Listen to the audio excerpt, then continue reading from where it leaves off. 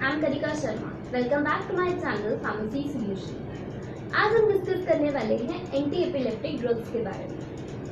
जब भी आप इस चैप्टर को पढ़ोगे तो यू विल सी कि आप तीन वर्ड सुनोगे। एक सुनोगे एंटी सीजर ड्रग्स, एक एंटी एपिलेप्टिक ड्रग्स, एक एंटी कन्वर्जन। ठीक है, तो भैया क्या सीजर और एपिलेप्सी सेम है? क्या सीजर, एपिलेप्सी, कन्वर्जन इनका मीनिंग सेम है? नहीं, इनका मीनिंग सेम नहीं है। इनका मीनिंग डिफरेंट होता है, बट ये कैसे एक दूसरे से कनेक्टेड होता है वो अभी हम पढ़ेंगे। ठीक है, देखो अगर हमें आगे बढ़ना है सीजर के बारे में, anti epileptic drugs, anti scissor, इनकी डेफिनेशन, इनका डिफरेंस क्या है, कैसे कनेक्टेड है, इन सब पढ़ने से पहले भैया हमें पता होना चाहिए कि एक्चुअली हमारे ब्रेन में क्या होता है, बेसिकली क्या होता है। तभी तो हम पढ़ेंगे ना कि क्या खराब हो रहा है, क्या खराब हो रहा है, उसको ट्रीट करना है। वो पढ़ने से पहले ये पता होना चाहिए कि एक्चुअल में नॉर्मली क्या हो रहा है ना। नॉर्मली हमें पता है हमारे ब्रेन में कुछ ना कुछ इलेक्ट्रिकल एक्टिविटी ऑनगोइंग होती है, कुछ ना कुछ इलेक्ट्रिकल एक्टिविटी चलती रहती है, न्यूरॉन डिस्चार्ज होता है, और ये जो न्यूरॉन डिस्चार्ज होता है ये असिंक्रोनस वे में होता है। ठीक है, पर क्या हो जाता है कि कुछ प्रॉब्लम की वजह से ब्रेन में कुछ प्रॉब्लम हो गई तो क्या हो गया कि कुछ ऐसा एक न्यूरॉन का ग्रुप होता है जो कि क्या करने लगता है, डिस्चार्ज करने लगता है बहुत ही अबनॉर्मल एक्सेसिव वे में, या बोल सकते हो डिसऑर्डर्ड वे में, सिंक्रोनस वे में क्या करने लग जाता है, डिस्चार्ज करने लग जाता है। ठीक है, तो बंदा क्या करता है, शो करता है कुछ मैनिफेस्टेशन, मतलब कुछ मोटर मैनिफेस्टेशन हो सकती है, सेंसरी मैनिफेस्टेशन हो सकती है, ये सब मैनिफेस्टेशन शो करता है। तो जब ऐसा होता है कि इसे बोल सकते हो कि एक ऐसी कंडीशन, एक ट्रांजिएंट अकरेंस बोल सकते हो, किसकी ट्रांजिएंट अकरेंस, एक ट्रांजिएंट अकरेंस हो गई, इसको हम बोल सकते हैं कि ट्रांजिएंट अकरेंस हो जाती है, जिसमें क्या होता है कि ग्रुप ऑफ न्यूरॉन डिस्चार्ज करने लगता है असिंक्रोनस वे में, डिसऑर्डर्ड वे में, एबनॉर्मली एक्सेसिव वे में डिस्चार्ज करने लगता है, जिसकी वजह से वेरियस मैनिफेस्टेशंस शो करता है person, like motor manifestation, sensory manifestation.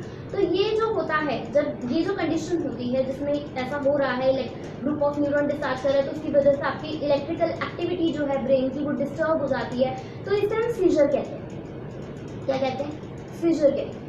अब भैया मैंने बताया मोटर मैनिफेस्टेशन शो करता है या फिर सेंसरी मैनिफेस्टेशन, बट उसको पढ़ने से पहले कि बेसिकली क्या मोटर मैनिफेस्टेशन शो होगी, हमें पहले ये पता होना चाहिए ना कि वो मोटर एरिया का काम क्या था, वो सेंसरी एरिया का काम क्या था, राइट।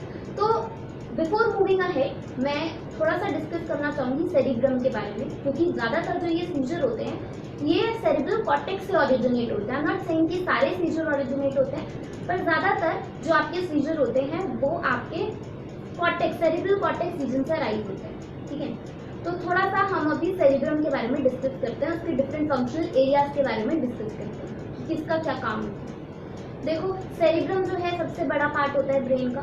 ठीक है, एक डीप क्लेफ्ट से ये दो सेरिब्रल हेमिस्फेयर्स में डिवाइड होता है, left cerebral hemisphere, right cerebral hemisphere, right. इसमें क्या होता है, जो सुपरफिशियल पार्ट होता है सेरिब्रम का उसे सेरिब्रल कॉर्टेक्स कहते हैं। इसमें क्या होती है, नर्व सेल बॉडीज होती है। क्या होती है? नर्व सेल बॉडीज होती है, इसे ग्रे मैटर कहते हैं। ठीक है, और अगर आप देखो सुपरफिशियल पार्ट के अलावा जो नीचे deep with in the brain, यहाँ पे क्या होता है, व्हाइट मैटर होता है, नर्व फाइबर्स होती हैं। पता है ये हमें सेरिब्रम के बारे में।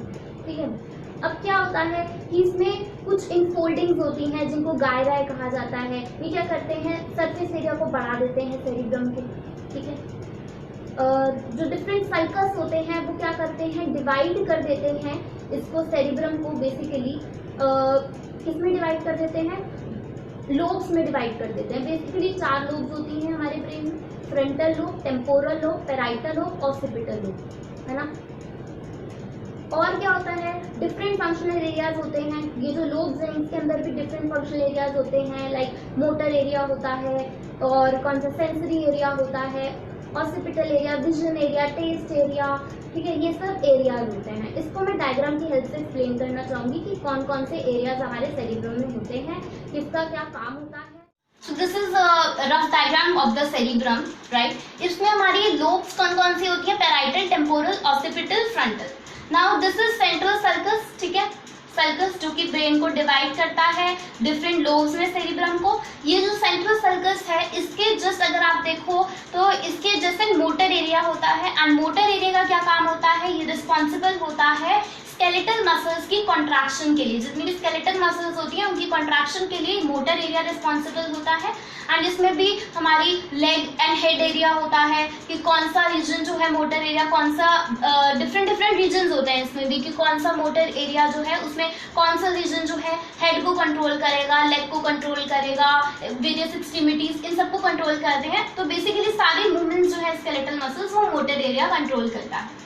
देन अगर आप देखो तो इसके जस्ट इंटीरियर में this region is pre motor area. ये रीजन क्या है, इसके जस्ट इंटीरियर में हमारा जो रीजन है वो प्री मोटर एरिया है। तो जो कंट्रैक्शन होती है मसल्स की, ठीक है, वो तो मोटर एरिया कंट्रोल करता है। बट जो बेसिकली जो एक कोऑर्डिनेशन होता है मूवमेंट्स का, लाइक अगर हम शू लेस टाई कर रहे हैं तो उसमें भी जो हमारा ये जो मूवमेंट्स है इनका जो कोऑर्डिनेशन है उसके लिए कौन रिस्पॉन्सिबल होता है, इसके लिए हमारा कौन रिस्पॉन्सिबल होता है, जो मूवमेंट्स को कोऑर्डिनेट करने के लिए कि किस तरीके से मूवमेंट्स होंगी, मसल मूवमेंट्स में किस तरीके से कोऑर्डिनेशन होगा, उसके लिए हमारा प्री मोटर एरिया रिस्पॉन्सिबल होता है। And then you will see कि ये जो लेटरल सर्कस है इसके जस्ट ऊपर वाला रीजन जो है this is motor and speech area. And ये रीजन जो होता है ये किसके लिए रिस्पॉन्सिबल होता है, जो भी हमें मूवमेंट्स नेसेसरी होती है स्पीच के लिए उसके लिए हमारा motor and speech area responsible होता है। And then you will see कि जो motor area, pre motor area and motor and speech area ये हमारा फ्रंटल लोब है। इसके अलावा जो भी रीजन बचता है हमारा इन तीनों के अलावा फ्रंटल लोब में, वो हमारा फ्रंटल एरिया होता है। एंड ये माना जाता है कि जो ये फ्रंटल एरिया होता है इसके बीच में और जो दूसरे रीजन होते हैं सेरिब्रम के, उनके बीच में जो कम्युनिकेशन होता है ये रिस्पॉन्सिबल होता है उस पर्सन के बिहेवियर के लिए, करेक्टर के लिए, उसकी इमोशनल स्टेट के लिए। ये फ्रंटल एरिया रिस्पॉन्सिबल होता है।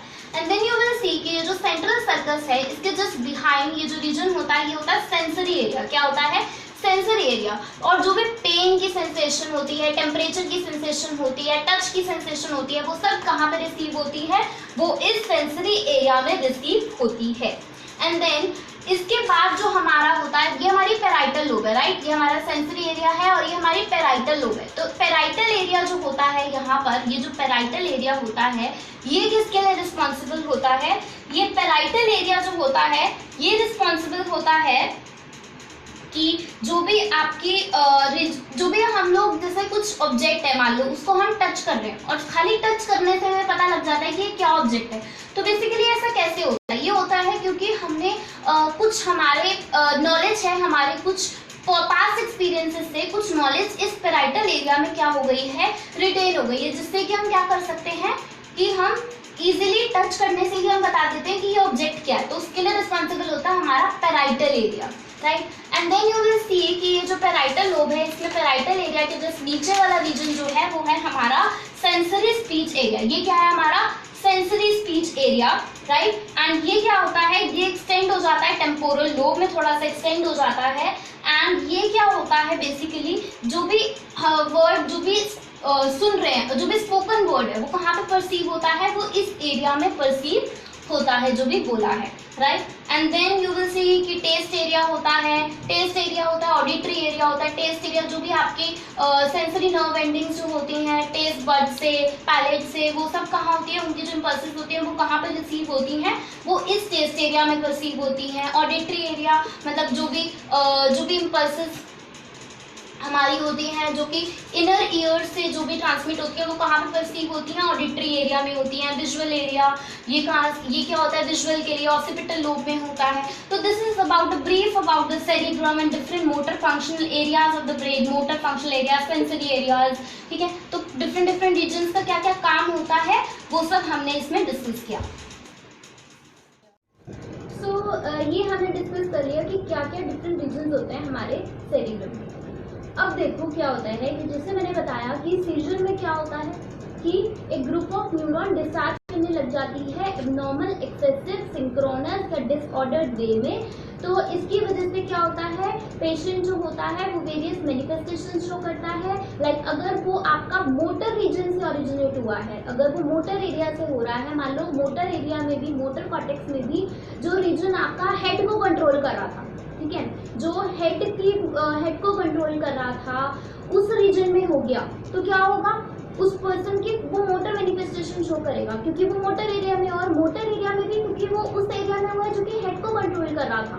सो वो पर्सन क्या करेगा, अपना हेड मूव करने लग जाएगा, ठीक है। तो क्या होगा, उसको जो सीजर होगा उसमें क्या होगा, उसका हेड मूव होने लग जाएगा। अगर मान लो कि वो उसका उस एरिया में, मोटर एरिया में भी उस रीजन में हुआ जिसकी लेग कंट्रोल करा था, तो उसकी लेग मूवमेंट करने लग जाएगा वो, राइट। अगर उसका सेंसरी एरिया में हो रहा है, मान लो जो उसका सेंसरी एरिया है, सेंसरी कॉर्टेक्स एरिया है, उस रीजन में हो रहा है, तो वो क्या हो जाएगा, नम्बनेस हो जाएगी उस रीजन की। मान लो सेंसरी में भी अगर वो हैंड का कंट्रोल कर रहा था, सेंसरी में भी अगर वो हैंड की सेंसरी में वो रीजन जो कि हैंड कंट्रोल करता है, उसमें अगर हैंड अगर उस रीजन में ओरिजिनेट हो रहा है तो क्या होगा, नम्बनेस हो जाएगी हैंड। अगर हेड में हो रहा है सेंसरी एरिया में तो नम्बनेस हो जाएगी हेड में, राइट। अगर वो उस एरिया में हो रहा है जो कि रिस्पॉन्सिबल है सोशल बिहेवियर के लिए, तो क्या होगा, वो उसकी ड्रेसिंग स्टाइल अच्छी नहीं होगी। सोशल बिहेवियर मतलब कि उसकी ड्रेसिंग स्टाइल अच्छी होना, कैसे बिहेव करना है, तो वो अच्छे से बिहेव नहीं करेगा, राइट। तो डिफरेंट कि कौन से एरिया से बेसिकली वो ओरिजिनेट हुआ है, मोटर एरिया से sensory,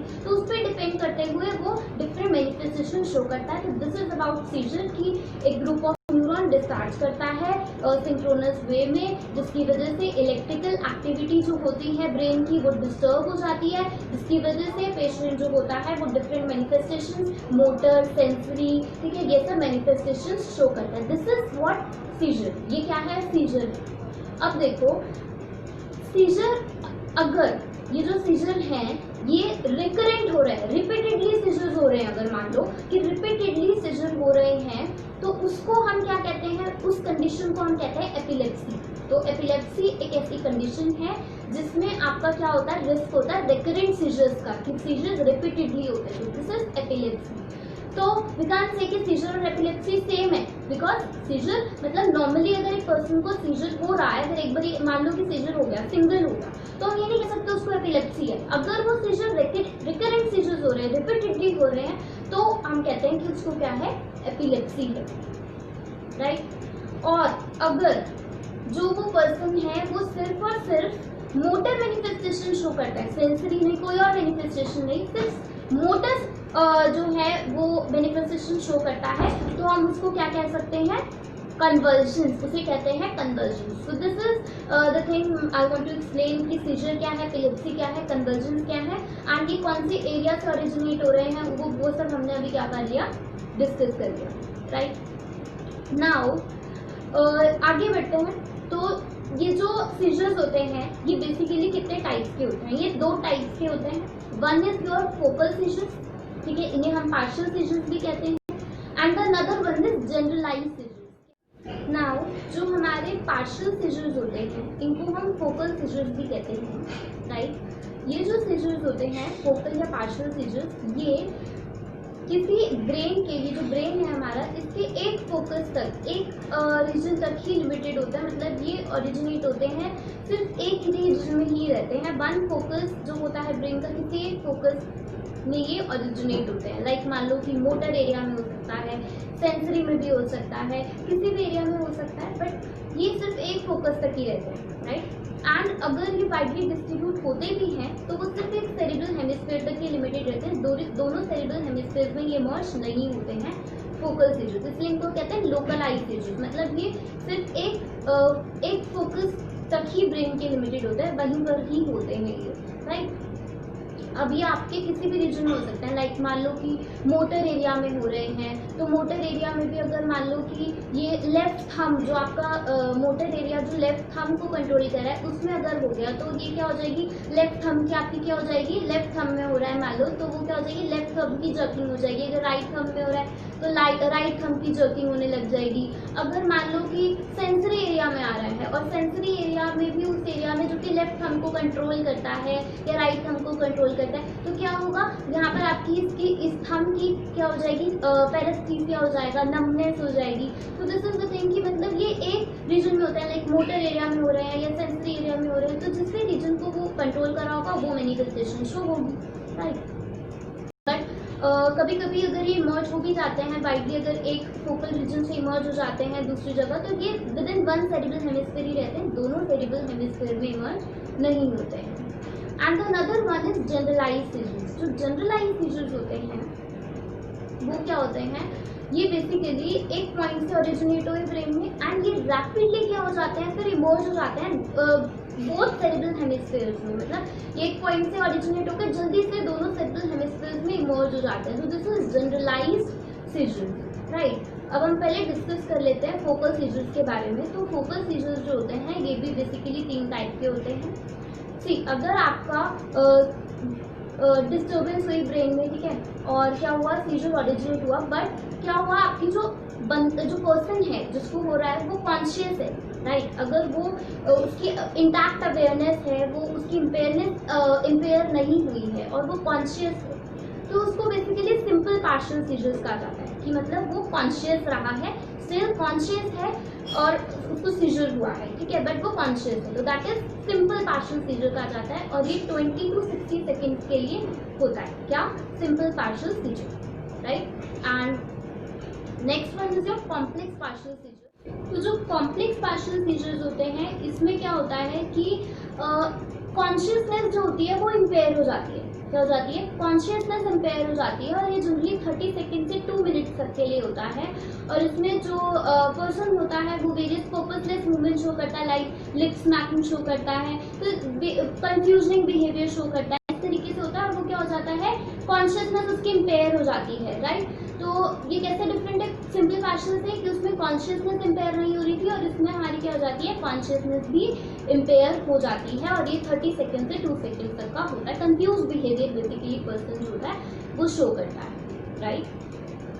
and now the third one is कि पहले तो उसको क्या था, सिंपल ये कॉम्प्लेक्स पार्शियल सीजर था, ठीक है, और वो क्या हो गया, मान लो कि अगर उसको मोटर एरिया में, लाइक नॉर्मल जो लेफ्ट थंब है मान लो, या जो फिंगर्स हैं, ठीक है, उसमें उसको क्या हो रहा था, ये ओरिजिनेट हुआ, ठीक है, बट रैपिडली क्या हो गया, फिर इमर्ज हो गया कहाँ पर, मान लो एक्सट्रीमिटीज में, लेग्स में चला गया, ठीक है, लेग्स में जल्दी से वो क्या हो गया, इमर्ज हो गया दूसरे रीजन्स में, लाइक लेग्स में चला गया। तो बेसिकली क्या होता है कि जल्दी से क्या हो जाता है, इमर्ज हो जाता है, किसमें जनरलाइज सीजर में ओरिजिनेट हो जाता है। जनरलाइज सीजर में क्या हो रहा था, डिफरेंट, मतलब दोनों सेरेब्रल हेमिस्फीयर्स इन्वॉल्व थे, राइट। एंड वो क्या होता था, जल्दी से एक फोकल से रेंज ओरिजिनेट होकर दूसरे रीजन्स में जा रहा था, इमर्ज हो रहा था, दोनों सेरेब्रल हेमिस्फीयर्स में हो रहा था, राइट। तो इसमें भी क्या होता है कि फोकल सीजर थर्ड टाइप का ये है कि क्या होता है कि उसमें आपका पहले तो सिंपल या कॉम्प्लेक्स पार्शियल सीजर था और रैपिडली ओरिजिनेट हो गया किसमें, जनरलाइज सीजर में,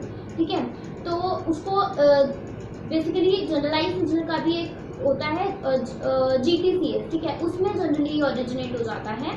एंड इसको GTCS से डिफ्रेंशिएट करना बहुत मुश्किल हो जाता है, और इसमें भी हमारी जो होती है कॉन्शियसनेस इम्पेयर हो जाती है। सो यू आर गेटिंग कि मतलब क्या हुआ कि हैंड से ओरिजिनेट हुआ एंड फिर उसके बाद वो क्या हो गया, इमर्ज हो गया, मान लो लेग्स तक इमर्ज हो गया, राइट, लेग्स तक चला गया, वो तो एक्सट्रीमिटीज तक चला गया। तो दिस इज, इसे हम जैक्सोनियन मार्च भी कहते हैं कि ओरिजिनेट फोकल सीजर था, वो ओरिजिनेशन जब वो ओरिजिनेट हुआ तो फोकल सीजर था, बट जल्दी से वो क्या हो गया, इमर्ज हो गया जनरलाइज सीजर में। तो दिस इज, इसको हम जैक्सोनियन मार्च भी कहते हैं, ठीक है। तो this is about the partial seizures, ठीक है।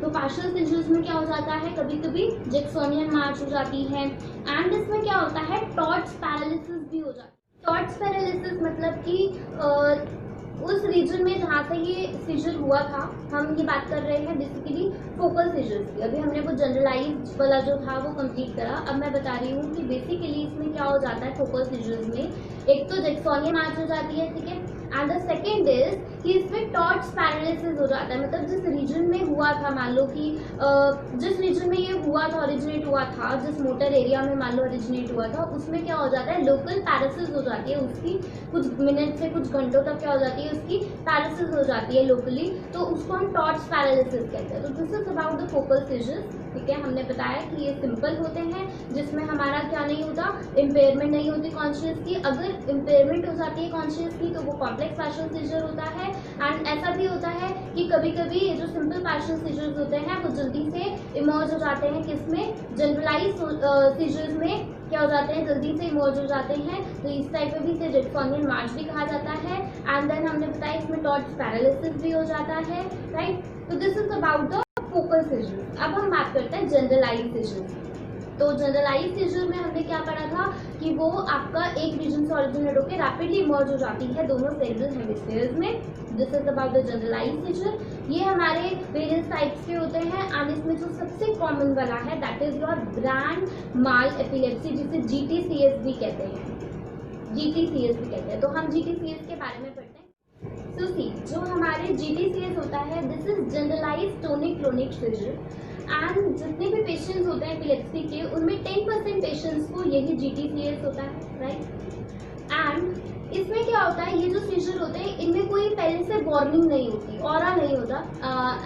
मैं भूल गई ये बताना उसमें पार्शियल सीजर्स में कि उसमें क्या होता था, ऑरा से प्रोसीड होते थे। ऑरा मतलब कि उससे पहले एक फीलिंग आ जाती है कि ऐसा कुछ होने वाला है, मुझे सीजर आने, मुझे एपिलेप्सी के मतलब एक ऐसा मुझे होने वाला है, सीजर होने वाला है, मुझे ओरिजिनेट होने वाला है। ऑरा मतलब कि एक पता लग जाता है, पहले वार्निंग बोल सकते हैं कि वार्निंग सिग्नल होता है ऑरा, वो पार्शियल सीजर्स में होता है। वाइल जो आपका ये GTCS है इसमें हमारा ये ऑरा नहीं होता, कोई वार्निंग नहीं होती सीजर को ओरिजिनेट होने से पहले, राइट। और अगर होती भी है तो बहुत ही इनडिफाइंड ऑरा होता है, राइट। और इसमें क्या होता है, जो पेशेंट होता है वो सडनली अनकॉन्शियस हो जाता है और अगर वो खड़ा है, मान लो वो स्टैंडिंग पोजीशन में है तो वो अनकॉन्शियस हो जाएगा और सडन फॉल हो जाएगा, तो इसे कहते हैं पोस्चरल फॉल, राइट। तो सडनली क्या हो जाता है, फॉल हो जाता है, अनकॉन्शियस हो जाता है, राइट।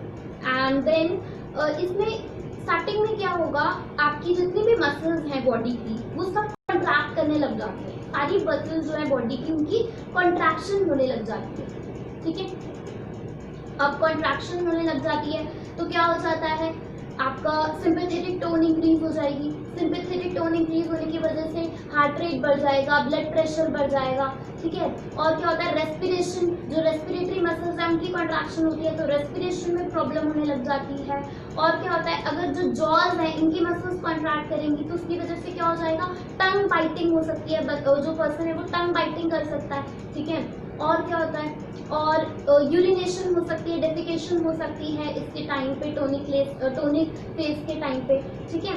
फर्स्टली क्या हो रहा है, टोनिक फेज, और इस टोनिक फेज में क्या है, कॉन्ट्रैक्शन होती है स्केलेटल मसल्स की, जिसकी वजह से ये सब इफेक्ट आता है, लाइक टाइम बाइटिंग हो सकती है। और क्या हो सकता है, रेस्पिरेटरी मसल्स जो होती हैं वो आपकी रेस्पिरेशन प्रॉब्लम हो सकती है इसकी वजह से। और क्या होता है, एज आई टोल्ड की सिंपैथेटिक टोन इंक्रीज होने की वजह से हार्ट रेट बढ़ जाएगा, ब्लड प्रेशर बढ़ जाएगा, ठीक है। और क्या बताया, यूरिनेशन डेफिकेशन हो सकती है, राइट। इसके बाद क्या होता है, 10 से 20 सेकेंड के बाद जब ये कॉन्ट्रैक्शन हो गई मसल्स की, सारी मसल्स कॉन्ट्रैक्ट करने लग जाती है, ये सब होता है। उसके बाद क्या होता है, आपका आता है क्लोनिक फेज। क्या होता है, क्लोनिक फेज। ये क्या होता है, रिलैक्सेशन का फेज होता है। इसमें क्या होती है, मसल्स होती है वो रिलैक्स कर जाती है। तो बेसिकली इसमें क्या होता है, GTCS में पहले तो क्या होगा, कॉन्ट्रैक्शन होगी सारी मसल्स की, देन क्या होगा, 10 से 20 सेकेंड के बाद रिलैक्सेशन होगी। तो दिस इज मतलब एक क्या होता रहता है, कॉन्ट्रैक्शन रिलैक्सेशन, कॉन्ट्रैक्शन रिलैक्सेशन, इस तरीके से इसमें क्या होता रहता है, GTCS में ये होता रहता है, ठीक है। नाउ मैंने बताया कि इसमें सडन फॉल हो जाएगा, अनकॉन्शियस होगा, वार्निंग इसमें बहुत कम होगी, इसकी वजह से टोनिक फेज होगा स्टार्टिंग में, देन आपका क्रोनिक फेज होगा, then tonic phase, chronic phase, इस तरीके से GTCS में होता है, ठीक है।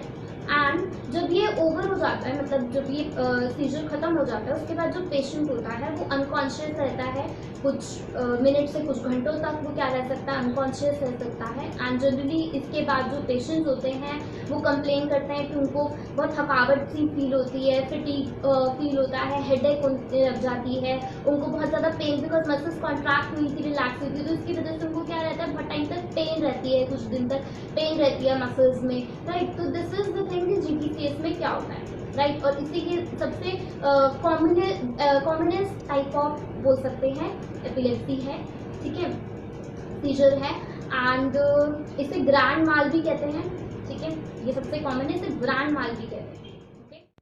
सो जो एब्सेंट सीजर्स होते हैं इनमें क्या होता है, मोमेंटरी लॉस होता है कॉन्शियसनेस का, मतलब कुछ ही टाइम के लिए कॉन्शियसनेस का लॉस होता है, बट इसमें कोई पोस्चरल फॉल नहीं होता। जैसे हमने GTCS में पढ़ा था कि बंदा खड़े खड़े फॉल हो जाता है, कॉन्शियसनेस होती है और वो सडन फॉल हो जाता है, पोस्चरल फॉल।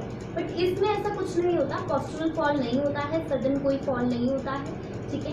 एंड बस क्या होता है कि मोमेंट्री लॉस हो जाता है कॉन्शियसनेस का, एंड जनरली ये चिल्ड्रन में देखने को मिलता है। जो 4 to 10 ईयर्स के जो चिल्ड्रन होते हैं उनमें जनरली ये होता है, और जो चिल्ड्रन में एपिलेप्सी होती है उसके 15 to 20% यही होता है, एब्सेंस सीजर्स होते हैं, राइट। तो इसमें बेसिकली होता क्या है, जो बच्चा है मान लो या जो जिसको भी ये हो रहा है एब्सेंस सीजर, वो क्या होता है एक डायरेक्शन में स्टेयर करने लग जाता है, फ्रीज हो जाता है, जो भी काम कर रहा था वो रोक देता है, स्टॉप कर देता है, फ्रीज हो जाता है और एक डायरेक्शन में स्टेयर करने लग जाता है, एक ही डायरेक्शन में स्टेयर करता रहेगा।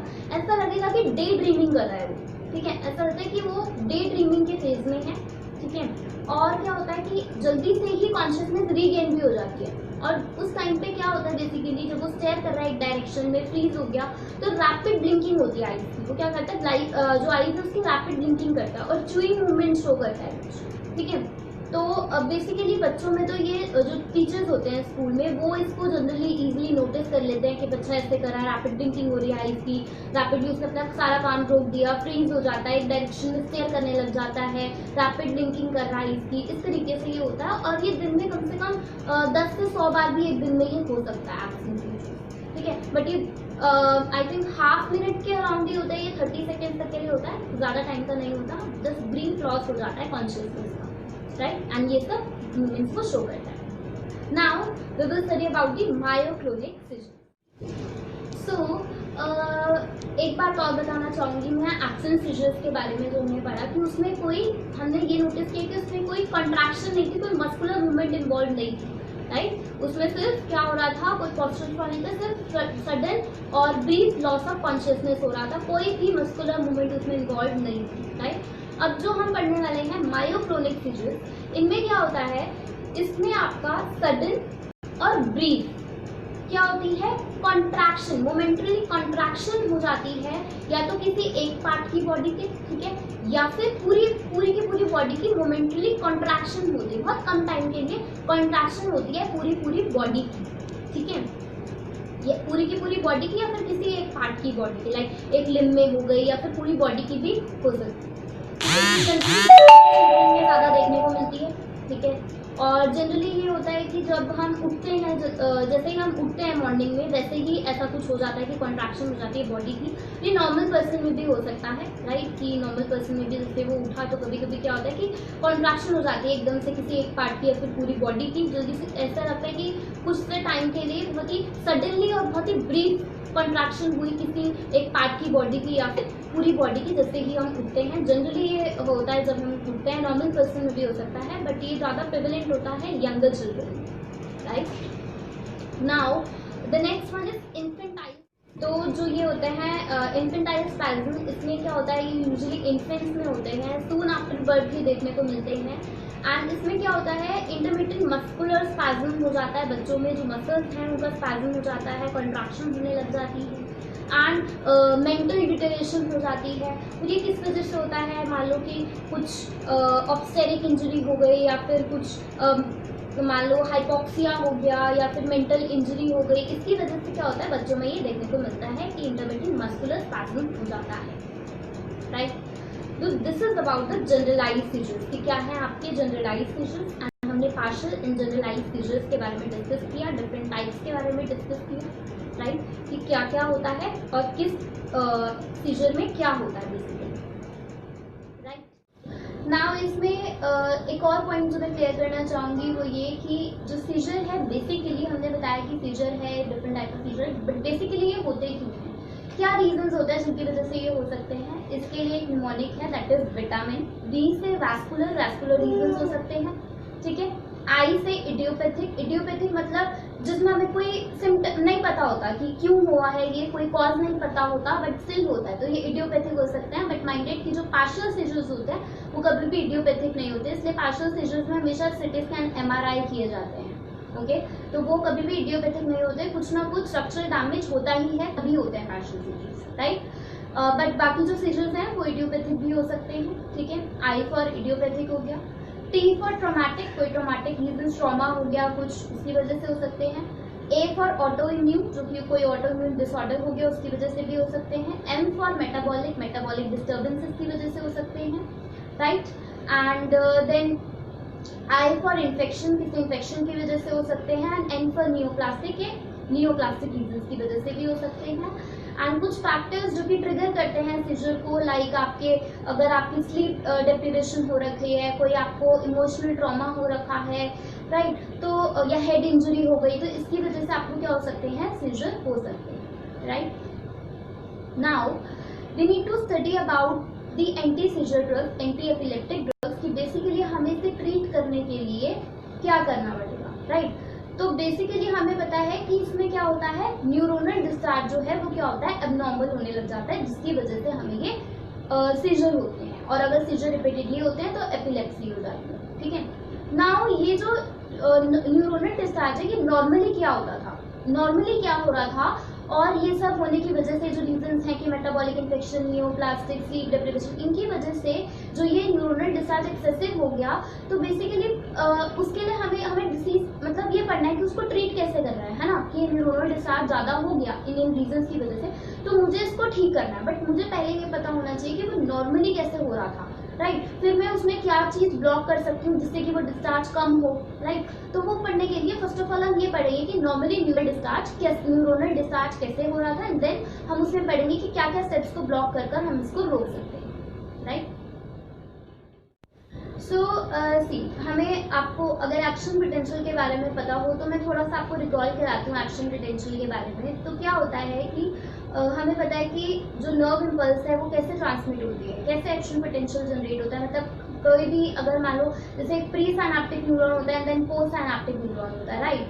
एंड इनमें क्या होता है, बीच में हमारा साइनेप्टिक क्लेफ्ट होता है। तो जब भी कोई सेंसिटिव नर्व एंडिंग स्टिमुलेट होती है या फिर कोई नर्व इम्पल्स ट्रांसमिट होती है, तो क्या होता है, आपका एक्शन पोटेंशियल जनरेट होता है।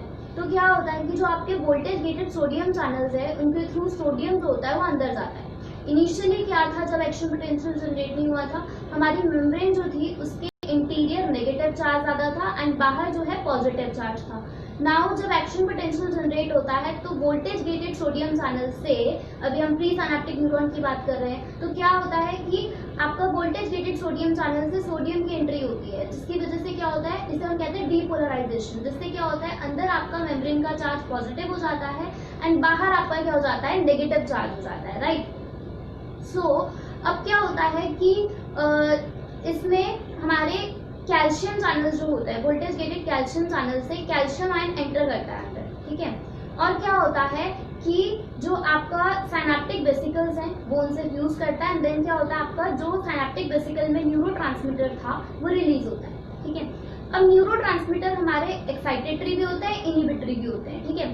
एक्साइटेटरी के एग्जांपल जैसे कि हमारा सीएनएस में होता है ग्लूटामेट, ओके, एंड जो आपका इनहिबिटरी है उसका एग्जांपल होता है गाबा, ठीक है। एंड मैं ये थोड़ा सा बता देती हूँ कि जो ग्लूटामेट होता है वो किससे बाइंड करता है, वो एएमपीए रिसेप्टर्स एंड एनएमडीए रिसेप्टर्स से बाइंड करता है। वेल जो आपका गाबा होता है जो कि इनहिबिटरी न्यूरोट्रांसमीटर है, वो बाइंड करता है गाबा ए रिसेप्टर से, ठीक है।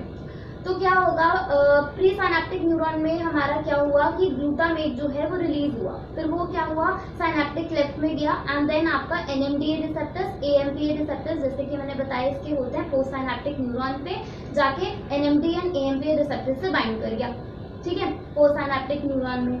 तो जो एनएमडीए रिसेप्टर्स होते हैं उससे सोडियम की एंट्री होती है और जो आपके एएमपीए रिसेप्टर्स होते हैं उससे कैल्शियम की एंट्री होती है, ठीक है। मोर ओवर जो आपका कैल्शियम होता है वो टी टाइप कैल्शियम चैनल्स होते हैं, उनसे भी आपका कैल्शियम अंदर एंटर करता है। This is about the post synaptic neuron, ठीक है।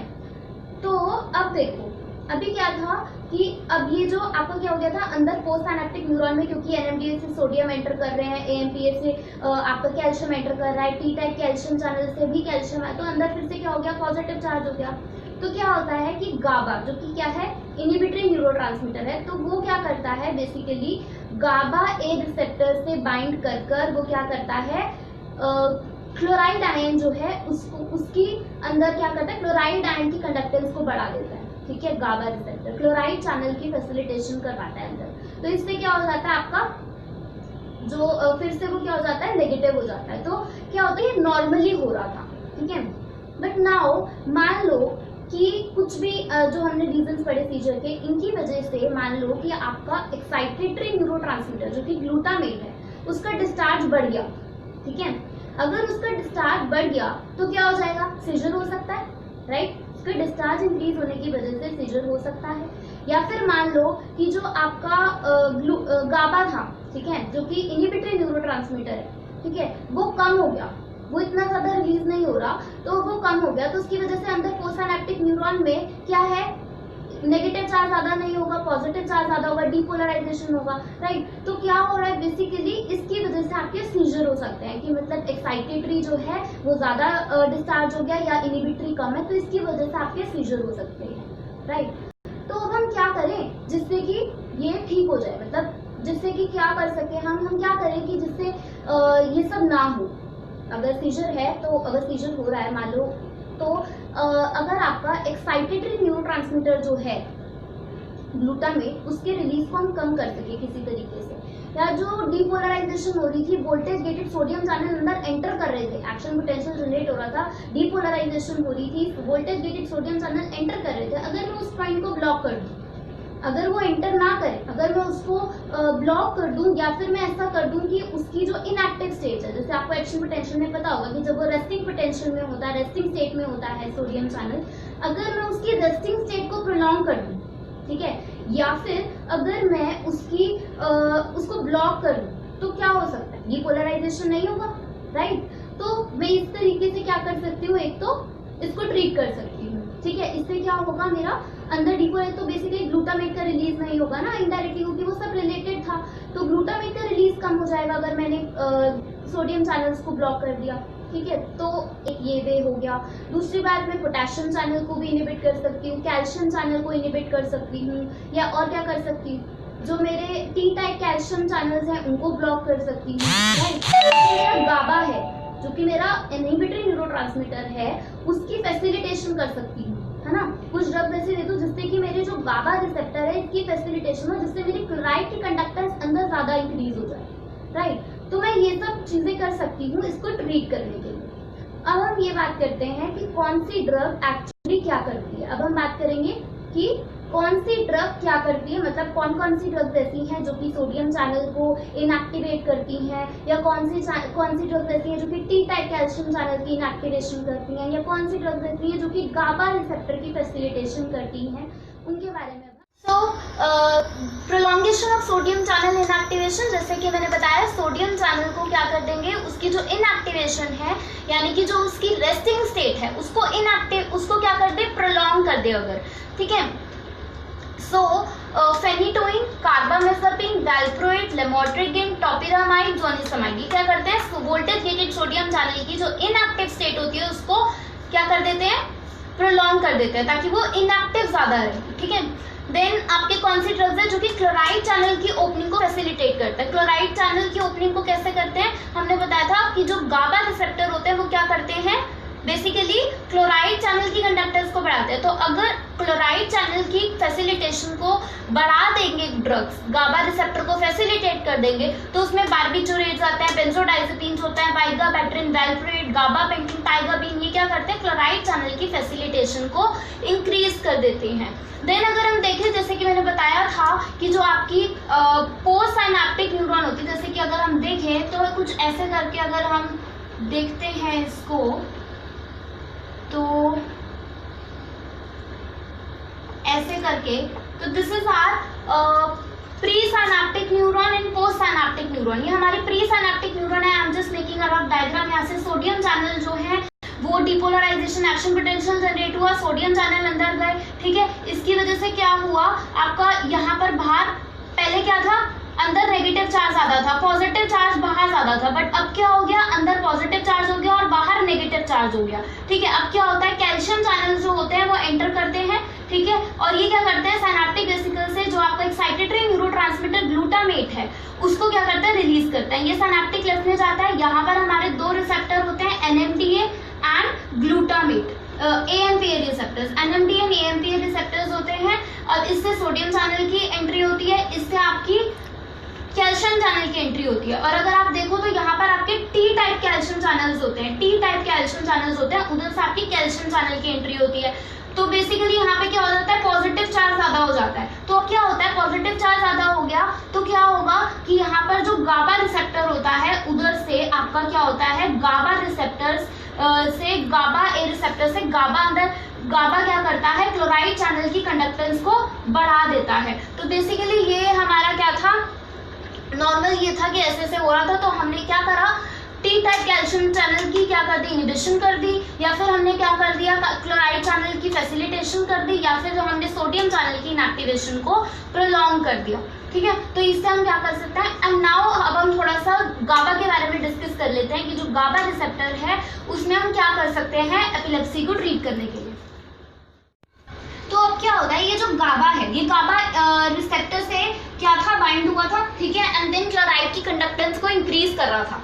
तो अब जब ये गाबा जो है, गाबा रिसेप्टर से जब ये डिसोसिएट हो जाएगा तो क्या होगा, ये सिनेप्टिक लेफ्ट में जाएगा, एंड देन सिनेप्टिक लेफ्ट में जाकर ये क्या होता है, गाबा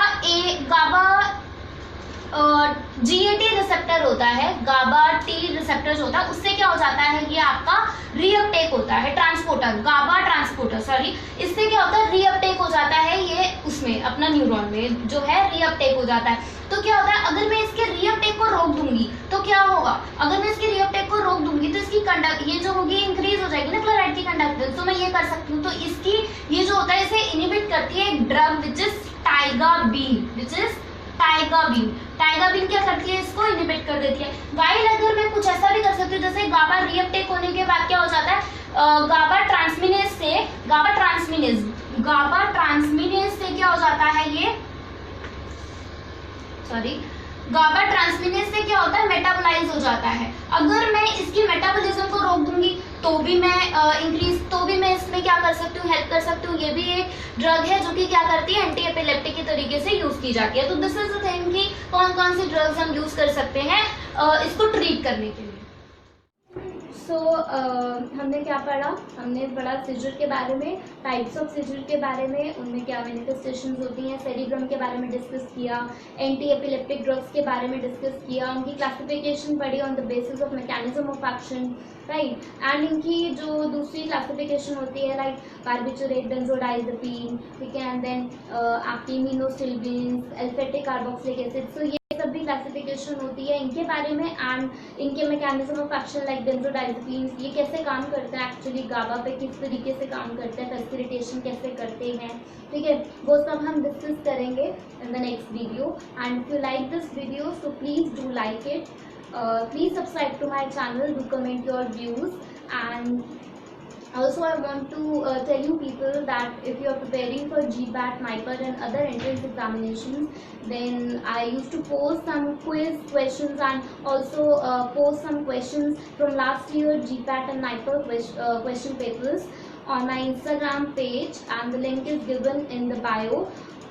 That's the name of the Instagram channel is Pharmacy Solution. You can search it, and please do follow that page too, and please do like my video. Thank you very much.